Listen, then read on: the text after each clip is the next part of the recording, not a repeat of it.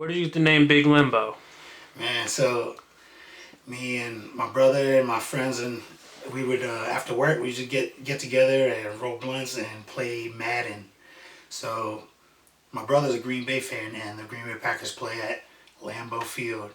So every time it would come on, it would come on the TV, be like Lambeau Field. My big cousin Anand again, he'd be like, "Oh, Lenbo Field," messing around, and the name just stuck, man. So I was just, I think I was like 19 or 20 when that started happening. But yeah, that was it. That's funny. That's kind of how I got Sermon in a way. Oh, okay. Um, so let's talk about Logic. Yeah. So do you remember the first time that you met him? Yeah, man. So first time I met him, a lot of people know this. He was opening up for Ghostface Killah, small club in Gaithersburg. What year was this? This was 2009. 2009, I think late 2000, well, fall.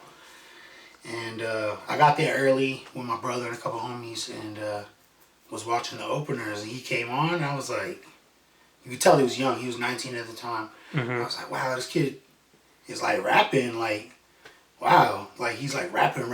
It's 2009, man. Like hip hop had changed a lot from when I grew up, and that's what drew me was like those elements, those sounds that I grew up with and cherished and loved.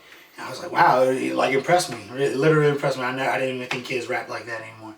So he couldn't stay for the show. After his set, he wound up outside, but he hung around outside, right? Just And I went outside and happened to see him there.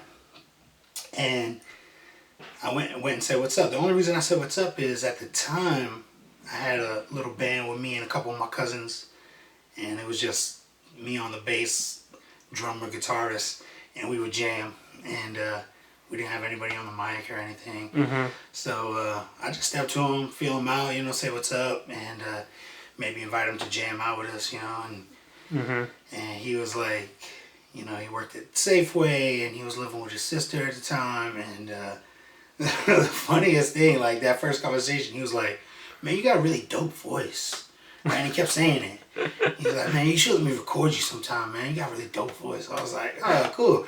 And then it hit me. I was like, "Oh, you record at home? Wow." I had never knew about it, thought about it, you know what I mean? Like I had just gotten into the band stuff within the last year.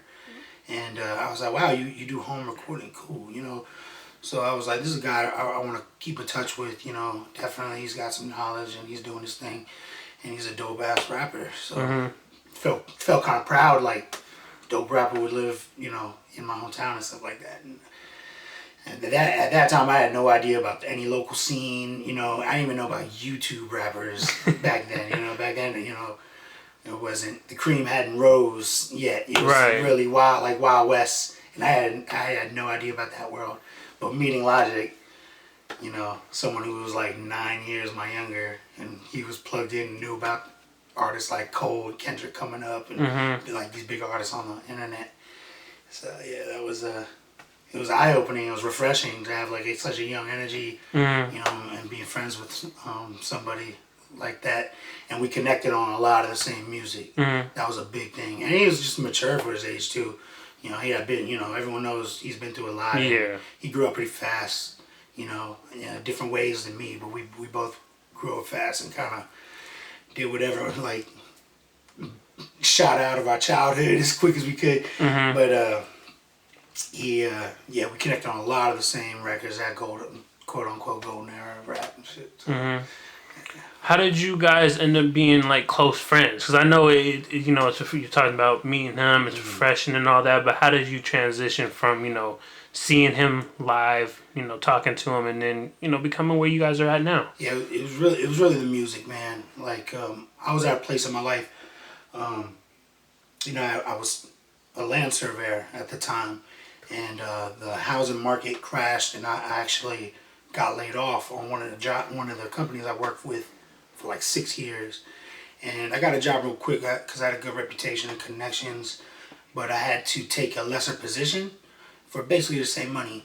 And at first it was like cool, like less responsibility, same money, cool. But after a few months you realize it's not fulfilling anymore. when you're just on a crew as opposed to like leading out projects and doing your thing. So then, you know, you lose a lot of fulfillment in your days, and it just becomes a job. And that's when I turned to music and picked up the bass guitar, and decided I was going to learn this instrument. You know, something I never really did.